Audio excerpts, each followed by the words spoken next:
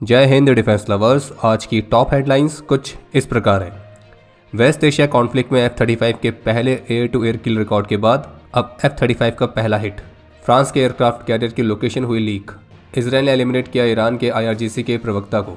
पाकिस्तान की DGISPR का दावा कि भारत उनकी एक भी फतेह 1 फतेह 2 को नहीं कर पाया था इंटरसेप्ट। और इस वेस्ट एशिया कॉन्फ्लिक्ट में US अभी तक खो चुका है अपने 16 advance aircraft.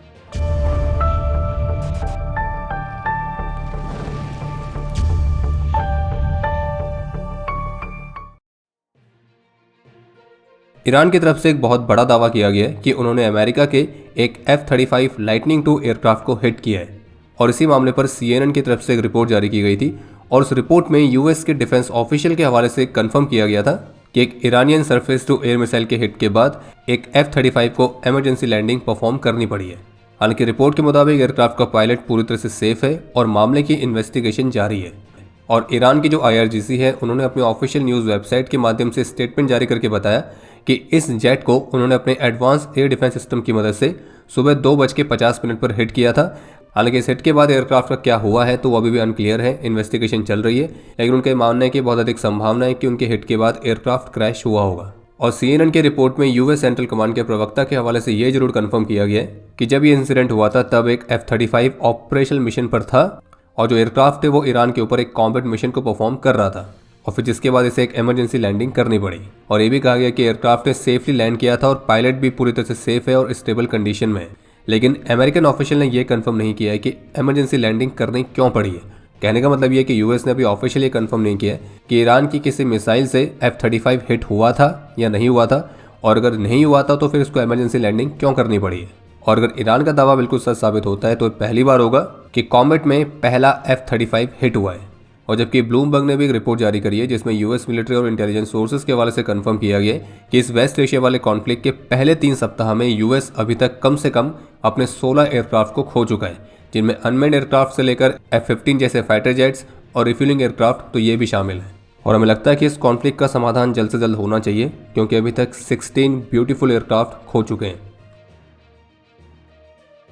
Israel defence forces की तरफ से कंफर्म किया गया है कि उनके लेटेस्ट स्ट्राइक में ईरान के IRGC के प्रवक्ता अली मोहम्मद नैनी तो इनको भी एलिमिनेट कर दिया गया है। और जबकि IRGC के प्रवक्ता के एलिमिनेशन की रिपोर्ट से कुछ ही घंटों पहले IRGC के इन्हीं प्रवक्ता ने US और इजराइल के लिए एक वार्निंग भी जारी करी थी कि हमारी मिसाइल इंडस्ट्री एक परफेक्ट स्कोर डिजर्व करती है और इस संबंध में कोई चिंता की बात नहीं है क्योंकि युद्ध की स्थिति में भी हम मिसाइल का प्रोडक्शन जारी रखे हुए हैं और उनके पास स्टॉक में मिसाइल्स पर्याप्त संख्या में उपलब्ध है। और फिर आगे उन्होंने ये वार्निंग दी थी कि ईरान के दुश्मनों के लिए बहुत सारे सरप्राइजेस जल्द ही आने वाले हैं और ये कॉन्फ्लिक्ट और भी ज़्यादा कॉम्प्लेक्स और इंटेंस होगा। और फिर इसी वार्निंग के कुछ ही घंटों के बाद इजराइल की स्ट्राइक में IRGC के इन्हीं प्रवक्ता को एलिमिनेट कर दिया गया है। और इस सप्ताह ईरान की गवर्नमेंट और मिलिट्री लीडरशिप के लिए चौथा बड़ा झटका है। इसके अलावा एक अपडेट सामने आया है जिसमें फ्रेंच मीडिया के मुताबिक एक फ्रेंच नेवल ऑफिसर की जो फिटनेस ऐप एक्टिविटी है तो उसने फ्रांस के एयरक्राफ्ट कैरियर की एक रियल टाइम लोकेशन को एक्सपोज कर दिया है। और वेस्ट एशिया कॉन्फ्लिक्ट के बीच इस घटना को एक बड़े सिक्योरिटी लैप्स की तरह डिस्क्राइब किया गया है। फ्रांस के एयरक्राफ्ट कैरियर की जो एग्जैक्ट पोजीशन है तो उसका खुलासा तब हुआ जब एक फ्रेंच नेवी के ऑफिसर ने एक फिटनेस ऐप पर अपने सार्वजनिक प्रोफाइल में वर्कआउट लॉक किया और जिससे किसी को भी रियल टाइम में वेसल को ट्रैक करने की अनुमति मिल गई। और रिपोर्ट के मुताबिक ये इंसिडेंट हुआ था ईरान में US और इजराइल के एयर स्ट्राइक्स के लगभग 2 सप्ताह के बाद। गाजियाबाद में यूपी पुलिस ने पाकिस्तानी ISI के एक और बड़े स्पाई नेटवर्क को बस्ट किया है और इस पूरे मामले पर ISI के लिए काम करने वाले अभी तक करीब 6 लोगों को गिरफ्तार भी किया गया है। रिपोर्ट्स के मुताबिक भारत की सेंसिटिव इन्फॉर्मेशन पाकिस्तान के साथ शेयर की जा रही थी। ये व्हाट्सएप ग्रुप्स, सोशल मीडिया तो इस तरह के डिजिटल प्लेटफॉर्म्स के माध्यम से ऑपरेट कर रहे थे और फंडिंग की जहाँ तक बात है वो पाकिस्तानी हैंडलर्स की तरफ से इनको मिल रही थी। पुलिस ने mobile phones, chats, videos, data transfers तो इस तरह के कई सारे सॉलिड एविडेंस भी रिकवर किए और जो केस है इसे ऑफिशियल सीक्रेट्स एक्ट और भारतीय न्याय संहिता के तहत दर्ज किया गया है। और इनके पूरे नेटवर्क को अनकवर करने के लिए इन्वेस्टिगेशन ऑलरेडी चल रही है। लेकिन इस बार ISI के इन ऑपरेटिव्स ने भारत की सेंसिटिव इन्फॉर्मेशन पाकिस्तान तक पहुंचाने के लिए एक बिल्कुल ही नए तरह के तरीके का इस्तेमाल किया और वो तरीका ये था कि भारत की कुछ स्ट्रेटेजिक लोकेशंस पर इन ऑपरेटिव्स ने CCTV कैमरास इंस्टॉल किए, जैसे कि भारत के मिलिट्री एरियाज के पास जो रोड्स है वहाँ पे, उन हाईवेज पर जहाँ से अक्सर आर्मी के कॉन्वॉयज जाते रहते हैं, उन जगहों पर जहाँ पे सिक्योरिटी मूवमेंट्स अक्सर होती रहती है। और इन कैमरास को एक नॉर्मल सिक्योरिटी के आड़ में इंस्टॉल किया गया था यानी कि इनको कुछ इस तरह से दिखाया जा रहा था कि ये खुद के एक नॉर्मल सिक्योरिटी नीड के लिए लगाए जा रहे हैं, जैसे कि अक्सर दुकानों में, घरों में लगाए जाते हैं, ताकि इन सीसीटीवी कैमरास का जो इंस्टॉलेशन है वो पूरी तरह से लेजिटिमेट लगे और किसी को भी शक ना हो।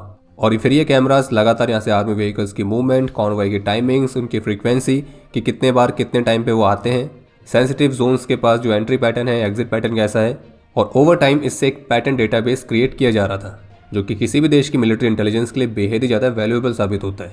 और इन सीसीटीवी कैमरास का रिमोट एक्सेस खुद इनके आईएसआई हैंडलर के पास था, यानी कि वो वहाँ से डायरेक्टली देख भी रहे थे कि यहाँ पे क्या क्या हो रहा है। उनके साथ लाइव फीड्स, स्क्रीनशॉट ये सभी शेयर किए गए और जो डेटा है वो व्हाट्सएप, टेलीग्राम और ऐसी अन्य इनक्रिप्टेड ऐप्स के माध्यम से शेयर किया गया है। और इनके पाकिस्तानी हैंडलर्स ने ही इनको गाइड किया था कि कैमरास कहाँ कहाँ पे इंस्टॉल करने हैं और इन कैमरास के माध्यम से स्पेसिफिकली क्या इनको रिकॉर्ड करना है। इस रैकेट का जो मास्टरमाइंड था वो था सोहेल मलिक, जो कि मेरठ का रहने वाला है और इसे हर एक वीडियो क्लिप के बदले 10,000 रुपये मिल रहे थे। और ये सोहेल के साथ एक महिला भी थी जिसका नाम है महक, तो उसे भी गिरफ्तार किया गया क्योंकि महक की जिम्मेदारी थी इस नेटवर्क के लिए और भी यंग मेंबर्स को रिक्रूट करना। और फिर ये महक और सोहेल, तो इनके पास जिम्मेदारी दी गई थी इस नेटवर्क में काम करने वाले सभी मेंबर्स को पे करने की। और इसी मामले पर पुलिस ने प्रवीण, राज वाल्मीकि, शिवा वाल्मीकि और ऋतिक गंगवा, तो इन लोगों को भी गिरफ्तार किया है। और इस तरह से टोटल 6 लोग इस मॉड्यूल के तहत गिरफ्तार किए गए। और इनकी योजना थी दिल्ली से लेकर कश्मीर तक अलग अलग जगहों पर 50 और कैमरास को इंस्टॉल करने की, ताकि मिलिट्री बेसिस, ट्रूप एक्टिविटीज और उनकी मूवमेंट्स की इन्फॉर्मेशन और अधिक इकट्ठा कर सकें। और अभी पुलिस को एक और की तलाश है जिसका नाम है मोहम्मद उर्फ सरदार, और जिसका इस पूरी साजिश में एक बहुत बड़ा रोल हो सकता है, क्योंकि शक है कि ये जो मोहम्मद है ये सीसीटीवी कैमरास के इंस्टॉलेशन के लिए फंड्स प्रोवाइड करवा रहा था। और इन आरोपियों को इन सीसीटीवी कैमरास को इंस्टॉल करने की जो ट्रेनिंग है वो ऑनलाइन दी गई थी, लेकिन इसके बावजूद भी ये इन सीसीटीवी कैमरा सही से इंस्टॉल नहीं कर पाए। और फिर जिसके बाद ये मदद के लिए कई सारे टेक्नीशियंस के पास पहुंचे और लोकल पुलिस के कुछ कांस्टेबल्स का ध्यान इस मैटर पर गया और उन्होंने ये मामला अपने सुपीरियर्स के सामने रिपोर्ट किया। और फिर सीनियर ऑफिसर्स ने सस्पेक्ट को उठाया, उससे पूछताछ करी और फिर इस तरह से वह धीरे धीरे करके इस पूरे गैंग तक पहुंचे। और जबकि इंडिया टुडे ने इस मामले पर गिरफ्तार हुए एक आरोपी जिसका नाम है राज वाल्मीकि, तो उसके फैमिली मेंबर से बात भी करी थी। और इंडिया टुडे ने राज वाल्मीकि के पेरेंट्स के हवाले से बताया कि जो सोहेल है तो उसने इनके बेटे को धमकी दी थी इनकी बहन को किडनैप करने की, अगर उसने 3 सिम कार्ड खरीद के उसको नहीं दिए तो। और इसलिए पैनिक में उनके बेटे ने 3 सिम कार्ड्स खरीद के सोहेल को दिए। हालांकि राज वाल्मीकि के फादर ने इस बात से इनकार किया कि उनके बेटे की सीसीटीवी को इंस्टॉल करने में कोई भूमिका नहीं थी। बाकी मामले की इन्वेस्टिगेशन चल रही है और जो भी अपडेट्स रहेंगे हमारे डिफेंस अपडेट्स से आपको उसकी जानकारी मिल जाएगी। और जबकि टाइम्स ऑफ इंडिया की तरफ से भी इस मामले पर जो रिपोर्ट जारी की गई है तो उसमें यह बताया गया कि जो सस्पेक्ट्स हैं तो वो दिल्ली कैंट रेलवे स्टेशन में सिक्योरिटी को ब्रीच करने में किसी तरह से कामयाब रहे थे लगभग 7 से 8 महीना पहले। और फिर इस फैसिलिटी में इन्होंने एक छुपाकर हाई डेफिनेशन कैमरा को पोजीशन किया था ताकि यहाँ से सिक्योरिटी और लॉजिस्टिकल एक्टिविटीज़ की मूवमेंट्स को मॉनिटर किया जा सके और सर्विलेंस में कोई बाधा ना आए। तो इसलिए इन ऑपरेटिव्स को कहा गया था कि इन डिवाइसेस को सोलर पैनल पावर सिस्टम से कनेक्ट करके रखें ताकि कंटिन्यूस लाइव फीड इनको मिलता रहे। और टाइम्स ऑफ इंडिया की रिपोर्ट के मुताबिक इनकी जो गतिविधि है वो केवल दिल्ली तक ही सीमित नहीं थी, बल्कि इन्होंने मुंबई और अन्य लोकेशंस को भी ट्रैवल किया है। तो पाकिस्तान के लाहौरी चूरन के ब्रांड एम्बेसडर पाकिस्तानी आईएसपीआर के डीजी लेफ्टिनेंट जनरल अहमद शरीफ चौधरी, जिन्हें दूसरों को मजा दिलाने वाली कई सारी विद्याएं प्राप्त हैं, तो पाकिस्तानी मीडिया के साथ उनके एक लेटेस्ट इंटरव्यू काफ़ी ज़्यादा चर्चा का विषय बना हुआ है। तो हुआ यह है कि लाहौरी चूरन के ब्रांड एम्बेसडर डीजी आईएसपीआर ने क्लेम किया है कि अभी जो पाकिस्तान के नंबर 1 एयरफोर्स ने काबुल में हॉस्पिटल पर एयर स्ट्राइक करी थी जिसमें करीब 400 से अधिक सिविलियंस की जान गई थी। तो डीजी आईएसपीआर ये क्लेम करते हुए दिखे हैं कि जो अफगान तालिबान की सरकार है वो स्टेट इंफ्रास्ट्रक्चर यानी कि गवर्नमेंट बिल्डिंग्स के अंदर आतंकियों को पनाह दे रहे हैं। लेकिन आगे उन्होंने ये भी कहा कि अभी अनक्लियर नहीं है कि उनकी रीसेंट स्ट्राइक में ड्रग एडिक्ट्स की जान गई है या सुसाइड बॉम्बर्स की। लेकिन डीजी आईएसपीआर ये कहना है कि अफगान तालिबान जो है वो इन ड्रग एडिक्ट्स को पाकिस्तान के खिलाफ टेररिज्म में इस्तेमाल कर रही है और उनको लगता है कि पाकिस्तान की नंबर 1 एयरफोर्स की इंटेलिजेंस बिल्कुल प्रिसाइज थी और इसलिए उनकी स्ट्राइक्स भी प्रिसाइज है। फिर इसी इंटरव्यू में एक हिस्सा ऐसा भी है जहां पर लाहौरी चूरन का जो ओवरडोज है वो क्लियरली दिख रहा है, क्योंकि वो कुछ ऐसा कहते हुए दिखे कि ऑपरेशन सिंदूर के दौरान पाकिस्तान के जो ड्रोन्स है वो अहमदाबाद के ऊपर, दिल्ली के ऊपर होवर कर रहे थे। भारत हमारी एक भी फतेह 1, फतेह 2 मिसाइल को इंटरसेप्ट भी नहीं कर पाया था, जबकि उनके पास तो इतने एडवांस एयर डिफेंस सिस्टम्स हैं। लेकिन जो पाकिस्तान है वो अभी अफगान तालिबान द्वारा उनकी तरफ भेजे जाने वाले सभी ड्रोन्स को शूट डाउन कर दे रहा है। और इस स्टेटमेंट से आप समझ सकते हैं कि ये पाकिस्तान के जो करंट डीजी आईएसपीआर है तो वो लाहौरी चूरन के ब्रांड एम्बेसडर के लिए सबसे योग्य व्यक्ति है। बाकी दिल्ली और अहमदाबाद के आसमान में पाकिस्तान के पता नहीं कौन से ड्रोन होवर कर रहे थे वो तो खैर इनको ही पता होगा और अक्सर इस तरह की बातें 8 PM के बाद ही सामने आती हैं। रही बात फतेह 1, फतेह 2 को इंटरसेप्ट करने की, तो वो तो पाकिस्तान को भी अच्छे से पता है कि हमने क्या क्या और कैसे कैसे इंटरसेप्ट किया है, फिर उसके बाद हमने क्या क्या कहाँ कहाँ भेजा है और किस लेवल तक का किया है वो भी पाकिस्तान को अच्छे से पता है, कि जिसके बाद उन्हें अपने बड़े मालिक के पास जाना पड़ा था कि भारत के साथ हमारा सीज फायर करवा दो। और इसी इंटरव्यू में पाकिस्तान के जो DGISPR है वो ये भी कहते हुए दिखे कि अगर ज़रूरत पड़ेगी तो हम अफगानिस्तान में एंटर भी करेंगे। बाकी DGISPR की स्टेटमेंट आधी अधूरी है, क्योंकि वो अफगानिस्तान में घुस जरूर जाएंगे, लेकिन ये पक्का है कि फिर वहाँ से वापस नहीं आएंगे। बाकी पाकिस्तान की हालत फिलहाल वैसी है कि पेट में आंत नहीं, मुंह में दांत नहीं, लेकिन फिर भी लाहौरी चूरन का ओवरडोज लेने के बाद बातें ऐसे करेंगे कि यही है दुनिया की नंबर 1 सुपर पावर। बाकी पाकिस्तान का जो DGISPR है वो उसका क्लेम ये है कि जो अफगान तालिबान ड्रोन्स इस्तेमाल कर रहे हैं तो वो ड्रोन्स भारत ने उन्हें दिए हैं। वो बात अलग है कि इसका कोई सबूत पाकिस्तान ने अभी तक नहीं दिया है, और वो देंगे भी तब जब उनके पास होंगे। पर इन सब में PKMK भी तो फिर भी कंफर्म ही है। तो आज कमेंट सेक्शन में PKMK भी सून लिखना ना भूलें। UAE ने IMO यानी कि इंटरनेशनल मैरीटाइम ऑर्गेनाइजेशन में एक प्रस्ताव रखा है जिसमें स्ट्रेट ऑफ हॉर्मोज में कॉमर्शियल व्हीकल्स पर होने वाले हमलों की निंदा की गई है। इस रूट पर फ्री और सेफ नेविगेशन की डिमांड की गई है और इंटरनेशनल मैरीटाइम लॉ का सम्मान करने का आह्वान किया गया है। और भारत ने भी UAE के इस प्रस्ताव को ज्वाइन किया है, क्योंकि भारत का भी मानना है कि कॉमर्शियल शिप्स पर इस तरह के हमले स्वीकार नहीं है और फ्रीडम ऑफ नेविगेशन सुरक्षित की जानी चाहिए। बाकी नाविकों की सुरक्षा, एनर्जी और ट्रेड सिक्योरिटी और डिप्लोमेसी के माध्यम से डी-एस्केलेशन, तो इस पर फोकस करना चाहिए। और UAE को अपने इस प्रस्ताव में 115 प्लस कंट्रीज का सपोर्ट मिला है। बाकी इसके अलावा जहां एक तरफ वेस्ट एशिया कॉन्फ्लिक्ट के बीच पाकिस्तान की तरफ से भारत के खिलाफ प्रोपेगेंडा वॉरफेयर लगातार जारी है, तो पाकिस्तान के इसी प्रोपेगेंडा और डिसइंफॉर्मेशन कैंपेन को एक्सपोज करने वाला एक ओपन सोर्स इंटेलिजेंस असेसमेंट सामने आया है। और भारत के ओपन सोर्स इंटेलिजेंस ग्रुप्स और थ्रेट इंटेलिजेंस प्लेटफॉर्म्स ने इस बात का पता लगाया कि कैसे जब श्रीलंकन कोस्ट के पास US ने ईरानियन वॉरशिप IRIS डेना पर हमला किया था और इस घटना के तुरंत बाद एक कोऑर्डिनेटेड डिसइंफॉर्मेशन कैंपेन की शुरुआत हुई और उस कैंपेन का मेन हैशटैग था इंडिया बिट्रेज ईरान। और जब ओपन सोर्स हैंडलर्स ने इस पूरे कैंपेन को ट्रैक किया तो इस कैंपेन का ओरिजिन था 4 मार्च, जहां पे इस घटना के बाद @टैक्टिकल ट्रिब्यून नाम के अकाउंट्स के द्वारा इस तरह की पोस्ट की जाने लगी। और इस अकाउंट की हिस्ट्री ये रही है कि इसका जो यूज़र नेम है तो वो मैलिशियस कंटेंट फैलाने के लिए कई बार चेंज किया गया है। और इस पूरे कैंपेन को जो फैलाया गया वो इसकी कोई ऑर्गेनिक रीच नहीं थी, बल्कि ये एक प्लान्ड और एक एम्पलीफाइड कैंपेन था जिसमें real users, bot accounts, coordinated boosting, तो इनके कॉम्बिनेशन को इस्तेमाल किया गया था इस कैंपेन को फैलाने के लिए।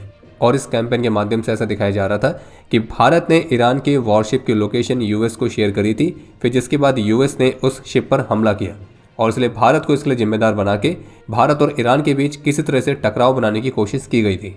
और इस असेसमेंट में यह भी खुलासा हुआ है कि इस कैंपेन का 40% हिस्सा पाकिस्तान बेस्ड यूजर्स और नेटवर्क से ही ओरिजिनेट हुआ था और फिर बाकी का contribution Iran aligned, middle eastern, African और साउथ ईस्ट एशियन क्लस्टर्स के द्वारा किया गया।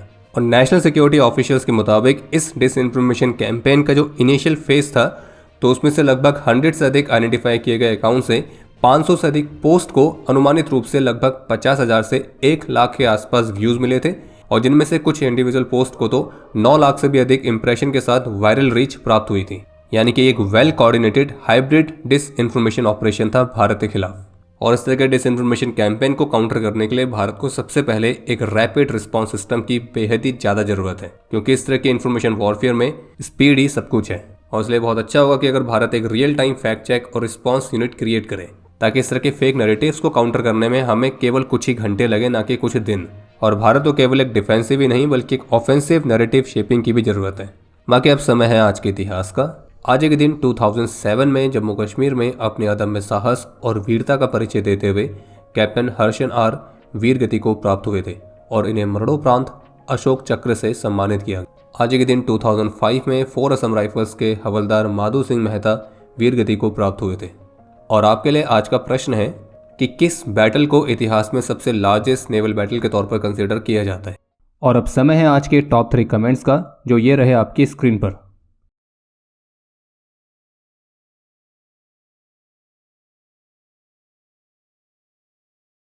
उम्मीद है आपको आज का एपिसोड पसंद आया होगा। पसंद आया तो वीडियो को लाइक करना ना भूलें। आपके कोई भी सुझाव या सवाल हो तो उसके लिए कमेंट सेक्शन ओपन है।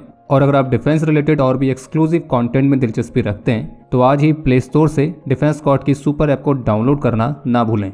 और अगर आप चैनल पर पहली बार आए हैं तो squadron.in पे जाके हमारे नए डिज़ाइंस को भी चेकआउट जरूर करें। बाकी जल्द मिलेंगे नए एपिसोड के साथ। तब तक के लिए जय हिंद, जय भारत।